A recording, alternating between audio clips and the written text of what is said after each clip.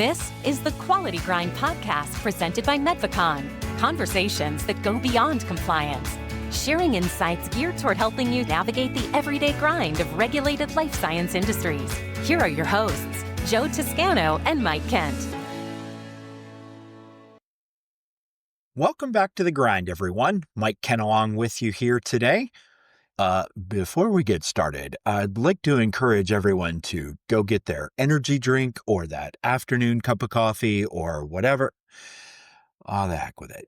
No, you're not going to actually need that for this session, and neither will your colleagues anymore after meeting today's guest.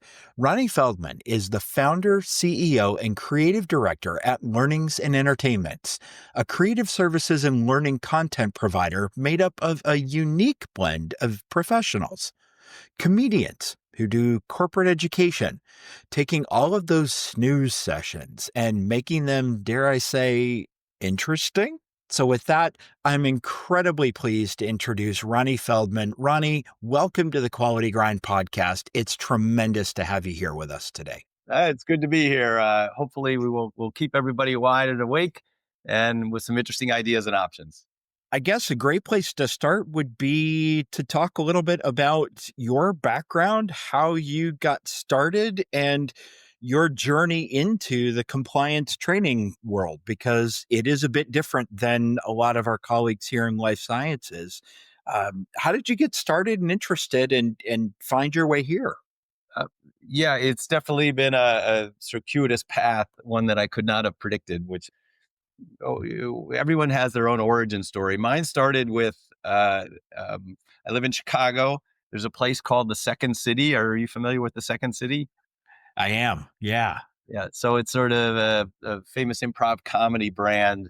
It's, it's 60-year-old comedy institution. It's where most of the people from SNL get their origin from. So it's a lot of comedians from around the world come to Chicago to study sort of this graduate university of improv and humor.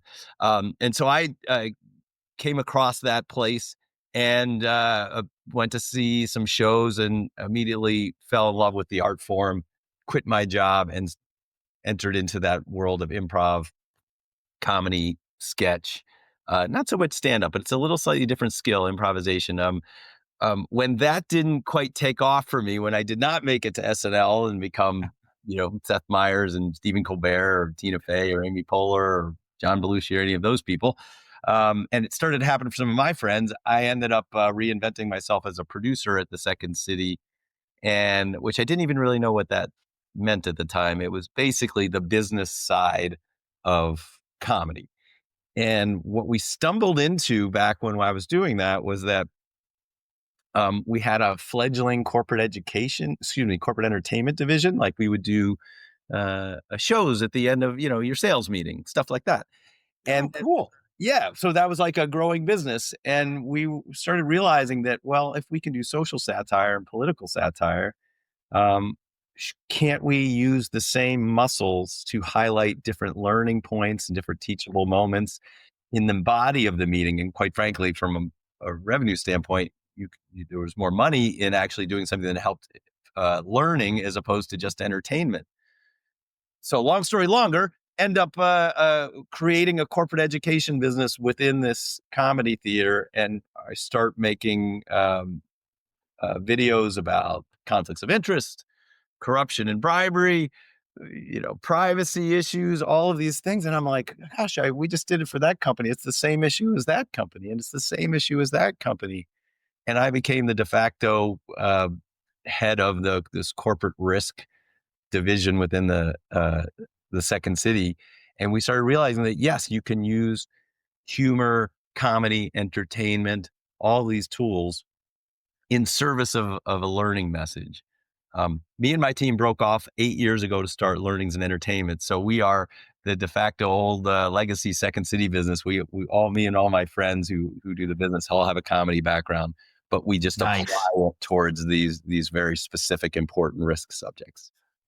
Yeah, I get the sense that, and from your excitement level, that doesn't feel like work most days. It may be hectic and crazy, but does it really feel like work when you're able to have your buddies there and doing the types of creative things that you're doing every day? Well, it's funny you say that. Like, I think about this all the time. I try and remember to take the work seriously, but not take ourselves seriously. Like, I Okay. tell you what, I saw it's an old interview with Conan O'Brien that I always remember, and this is what it resonates with me. He said when he had his show, Conan O'Brien said, pretty much every day people will bring me these really fun and interesting ideas, and I find my reaction like this. That's really funny. That might be the funniest thing I've ever seen. But he does it like that, and that's how I do it. Wow. It's Yeah. like so sometimes you're like, all right, how do I make harassment and discrimination and the importance of speaking up really not funny, but use these tools on such a subject? And you have to really um, flex some different muscles, and it's really fun to try and find solutions for that, even if it's really, really serious. So I enjoy it very much. I also remind myself every day that it's not brain surgery. It's you know at our best, we're making important resource, more welcoming and approachable. We're making more employees understand that they're supported and they have all these support systems in place, and we're having a smile while we do it. And so I'm very fortunate that I get to kind of be the fun guy in this very serious space. If I had a nickel for every time I heard somebody say, "Well, this is serious stuff. We have to be serious in the training environment because people have to know that their everyday decisions are impacting life and death of a patient." And that's absolutely true. And at the same time, the way that we go about presenting information in this dry, serious way, and here it is, you'd better learn it, you'd better understand it, and oh, by the way, don't make a mistake or else, doesn't work.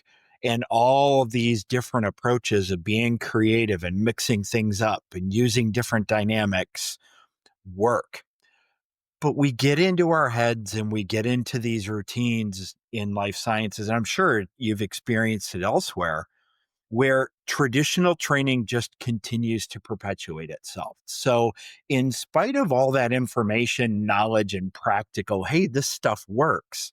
One of the things I'm really interested to get into with you today is about how we can break those stereotypes and really try some things, see if they land. And in the spirit of improv, maybe try something different or go a different direction. I remember a couple of improv classes and a couple of actors that did an awful lot of improv work. One of the things they were fond of saying is the fundamental concept is yes and. Hmm. And you just continue to build on what works and build on what works and build on what's working. And if it isn't, then you react and maybe go a different direction. Does that have any application to what you're talking about, taking a different approach to trying different things in the training environment with a serious topic? Well, yeah, I can answer your question a bunch of different ways. First of all, I love talking about improvisation, and for your audience that hasn't had that experience, we're talking about improvisation is like making things up on the spot, off the top of your head, without a script. And yes and is the fundamental principle of improvisation. And so on stage, that means if you have a couple actors who come together on stage and neither you know what you're going to say, you don't have a script, you get a suggestion from the audience, and you both have ideas. One of you has to make a statement because a statement gives information and a question draws information. So you don't want to ask a question to start an improvisational sketch. The other person has to drop their idea, agree, and add one thing. And the other person goes, oh, that's interesting. I got to drop my idea, agree, and add one thing. And then what happens is you build solutions together. So following that path, I very much consider my company a yes and kind of company. We're trying to figure out how to build upon and find solutions together, or to make a solution that makes a serious topic more accessible. Like The yes doesn't always have to be agreement, by the way. The yes can be affirmation. So a lot of times when I'm creating content, I think of how does the employee feel right now? How does the employee feel going into this training? And they're probably, when it comes to clients, they're dreading it, right? So you can actually get a laugh or build trust by acknowledging their pain, by yes anding their truth. Their truth is, why do I have to do this? They're just pushing liability on me. They don't care, so that you know that that's actually not true, but that's what they think. So you have to Sure. acknowledge that. Sure. And that actually gets them to listen to the very important thing that you are about to say. Um, I can Because introduce that connection is there. connection. You've immediately made that connection on their terms. And so the learner engages with some trust in that environment. Oh, this guy or this gal gets me.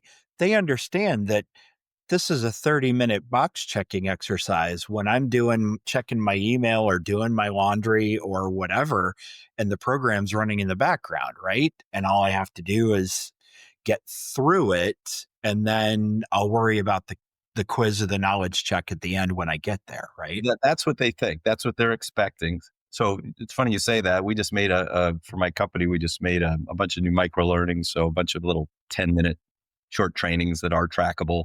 But we start each one with something surprising.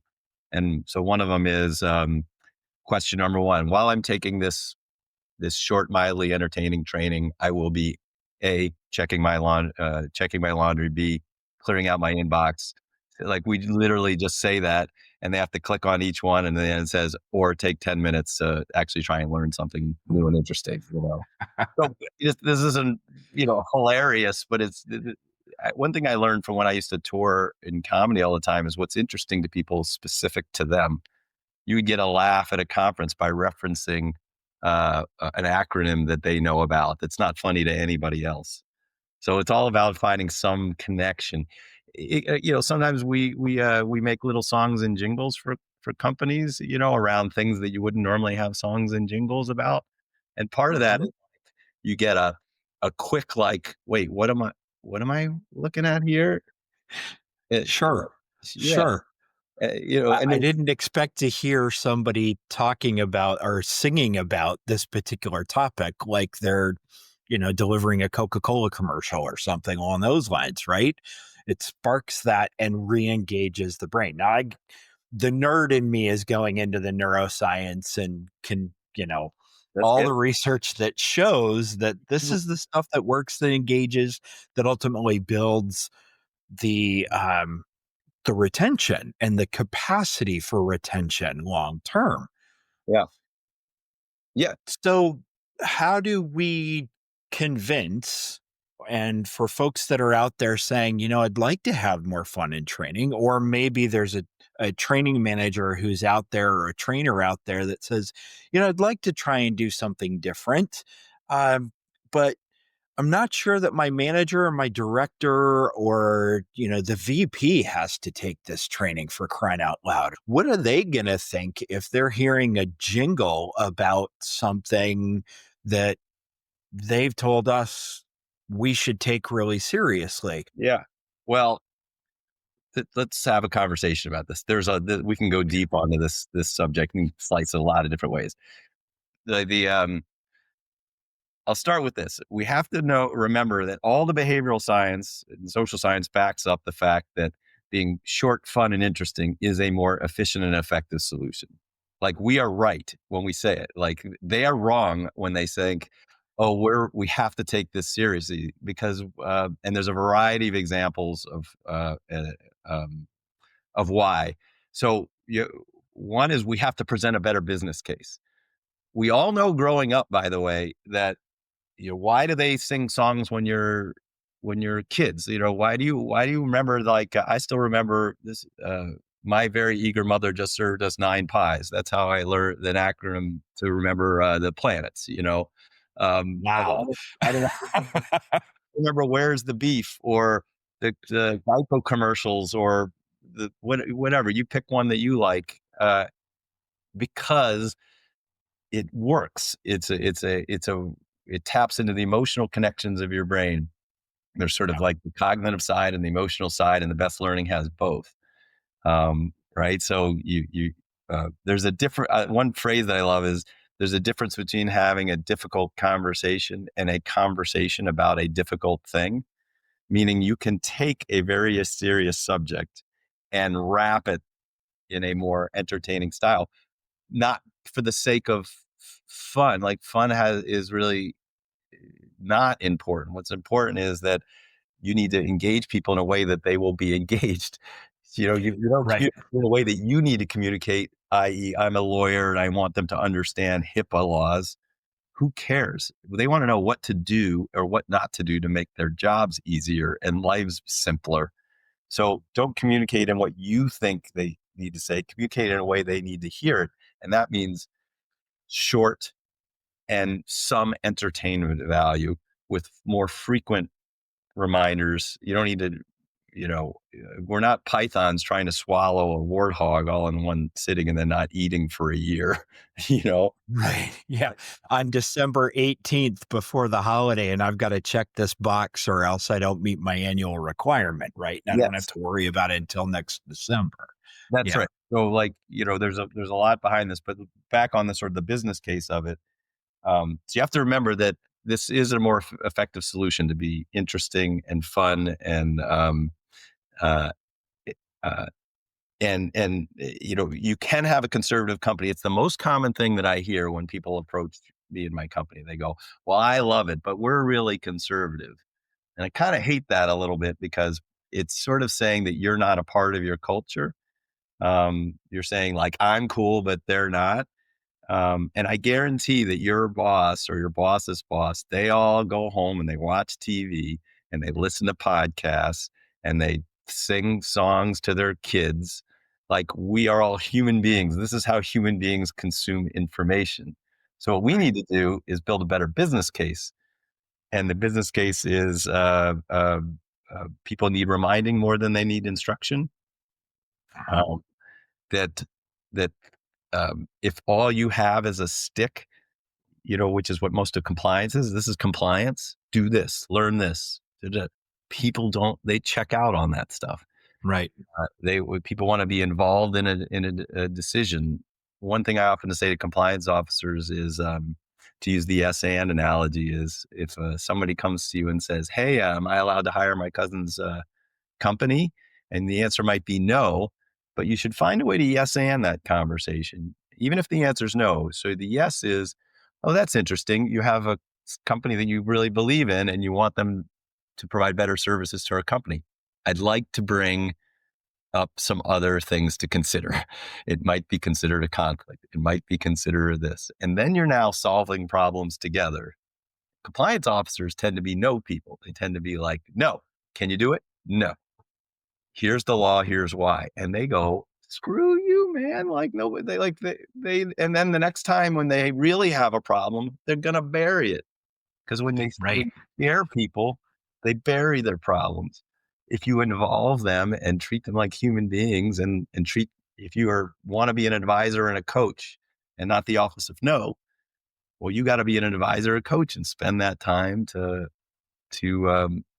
engage them in a conversation so you can solve problems together, whether that's live in person or online through a training.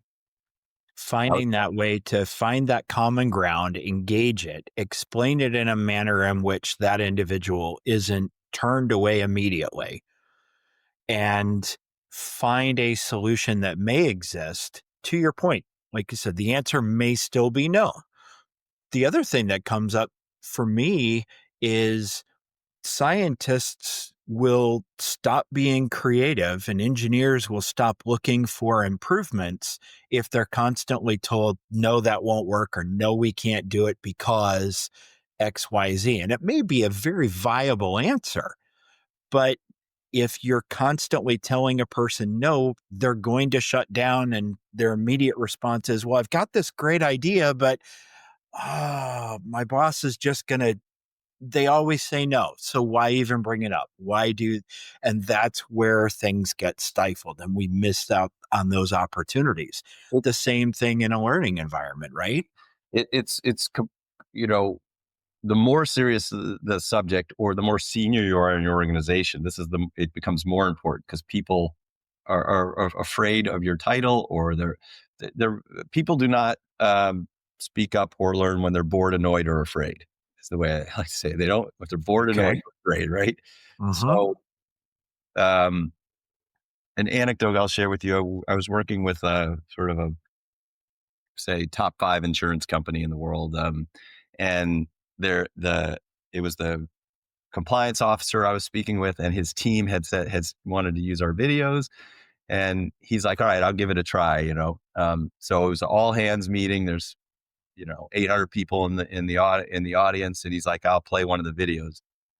So he played one of the videos, and he he told me the story. He goes, and then nobody laughed, and then I'm like, "Oh gosh, what did I do? Why did I listen to these guys?" And then he says, somebody raised their hand and said, "Excuse me, is it okay if we laugh?" And he realized in that moment how Wow. fear, and that, like, they were in their phones, or they were like, they were just dreading it, and they were like, and he goes, "Yes, it was. I thought it was pretty funny." And then everybody had this tension relief of laughter, and then next thing you know, he's now having a connection with these people, and then talking about the very serious thing that he wanted to talk about. Like, you Sure. have to acknowledge, like, the tension in the room and pop it, right? There's something called a theory called, it's not a theory, a scientific thing called pattern disruption. And it's the idea of I kind of hate sort of corporate comms who always want everything to look and feel the same, in your organization. Right. Externally, I get it. You want things to look, but internally, everyone's got a sea of emails, a sea of things coming at you. You need things to spike. And you go, wait, what is that? And we need to do that in training and communications, so that people will pay attention to it. And then you have to engage them in some way so they'll remember it. Absolutely. That recognition. And it bothers me when all the training slides have to look exactly the same for every single program. So when I get up in front of a group to deliver a presentation and the slides look exactly the same, I know I'm going to have a snooze factor. And so intentionally, I would mix things up, different color schemes, different everything. And each program looked different. And it was funny because I had a more engaged audience each time. And something that simple makes a huge difference. Yeah. Huge difference. Well, and again, acknowledge the fact that it's a serious subject. But remember, if it's all sticks and no carrots, they come away thinking that you don't care. They already think you don't care because of the long history of boring, bloated, infrequent training. And and so do you know the term psychological safety? Is that a term that you guys use in your Yes, world? Um, it is. I think about that a lot because uh, there's actually a lot of ties to improvisation in this. Strangely enough, people who are listening who they find this interesting at all, I know I talk about improvisation a lot. Yeah, please. But like I'll talk about improv in the theater and then bring it back to our point. But like, improv in the theater is, we don't practice the things that we're going to say, but we do rehearse.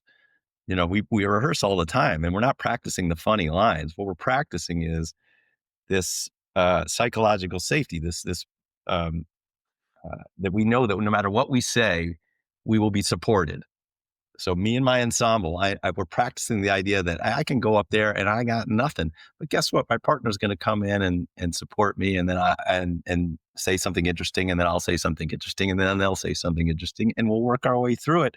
And you start to realize that, like, I'm going to be there for them, and they'll be there for me, and that's what, in this case, psychological safety is. There's no risk of being on stage and not knowing what, I can put myself out there.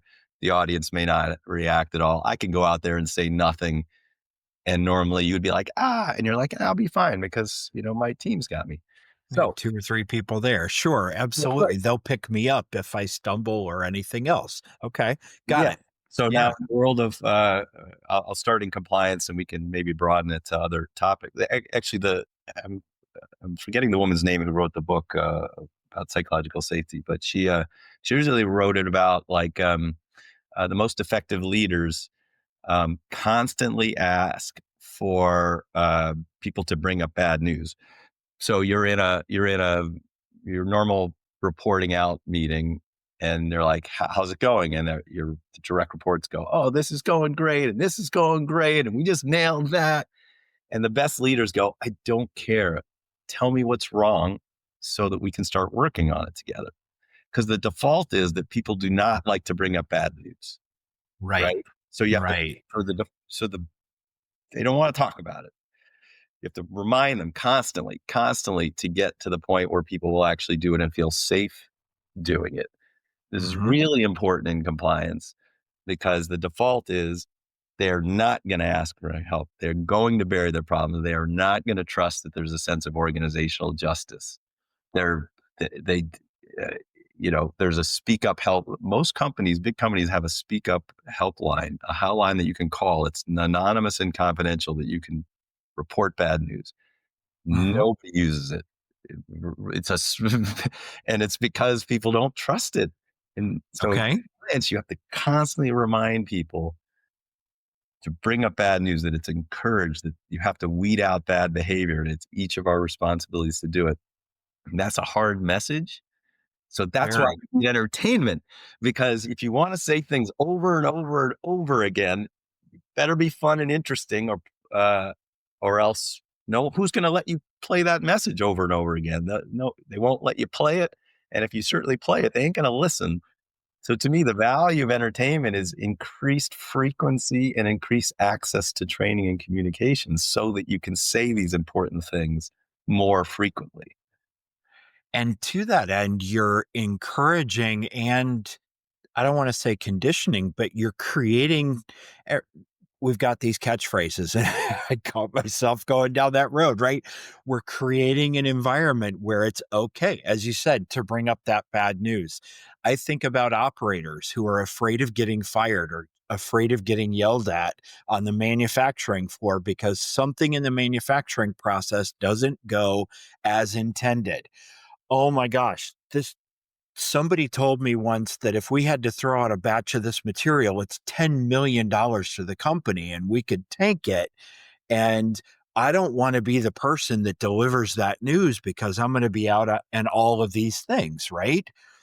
If you create that environment where the leader says, no, no, no, tell me about all the stuff that's going wrong, because then nobody has to get in that space where they have to decide if they want to bring up that bad news or not. The more often a leader does that or a group of people do that for each other, then that becomes the norm and the fear goes away because people have experience of not having to be fearful with what comes next. Am I following that correctly? Sure. And again, this isn't my theories. This is the concept of psychological safety. And I think it Mhm. applies really well in the compliance space and, more broadly in leadership in general. It's just, you know, it, there's several natural phenomenons that we all have. People don't like to bring up bad news. So you have to work Right. harder to jump over, to change that.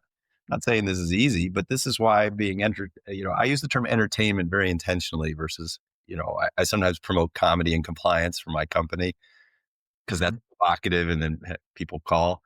But really, it's Yeah. not about the funny. It's these are all about being able to stand out and get noticed, to have higher content retention rates, to Yep. get access to more training and communication channels that you wouldn't otherwise get at, to play things in higher rotation. Um, Mhm. Essentially, we always like you'd rather have somebody not understand the rules and issue spot and ask for your help. You'd rather have that than to pass the test and then have a problem come up and bury it. And the way, Absolutely. right? And 100%.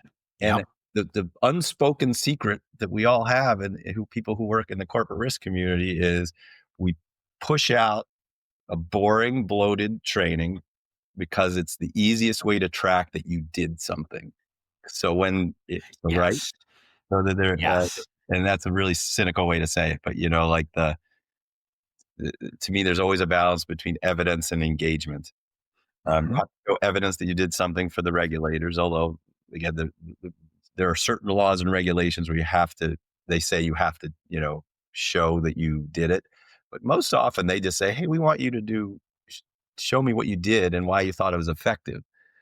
My whole argument that I'm making, and it's backed up by pretty good science, is that just doing that annual training is an ineffective solution to these problems. It's just the simplest way that you can push it out through your LS and show that everybody did it. But it's an open secret that they're not learning. And I would argue that not only are they not learning, that they're not learning the material. They are learning that you don't care, and that's worse. It's worse. When that arrives at their doorstep or arrives in their email inbox, they're going to say, "Oh, here we go again. Something that I just have to bear through," and whatever. How do we frame the intention? Is our intention to check the box and generate evidence? Is our intention to make sure that when an issue arises, people are handling it appropriately and doing what we want them to do? That relies on our message getting through.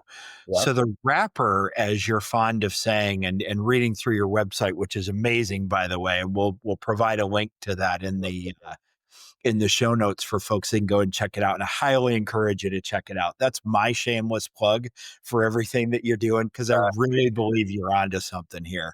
But you talk about wrapping important topics in more creative wrappers. And those creative examples, you touched on your intention around the word entertainment over fun and goofing off and everything else. Just when it was getting to the good stuff. That's right, Quality Grinders. This concludes part 1 of our conversation with Ronnie around entertaining better training. So far, we've discussed the science, the application of yes and from improvisation, and how psychological safety plays a leading role in improving the effectiveness of compliance training in regulated environments. In part 2, Ronnie will describe more of the creative wrappers he's used to package compliance training. These wrappers help open people up to the important messages and concepts we relay and that the audience needs to adopt back on the job. So join us for part 2 of Entertaining Better Training with Ronnie Feldman next time here on The Grind. If Medvacon can help you and your organization, we're happy to do so. We specialize in the following areas: quality and compliance, validation and qualification services, project management, tech transfers, general and specialized training programs, engineering services, and talent acquisition. If you have general questions as well, feel free to give us a call at any time. We can easily be reached at 833-633-8226 or via our website at www.medvacon.com. Thanks so much, and we look forward to speaking with you. Thank you for listening to the Quality Grind podcast presented by Medvacon. To learn more or to hear additional episodes, visit us at www.medvacon.com.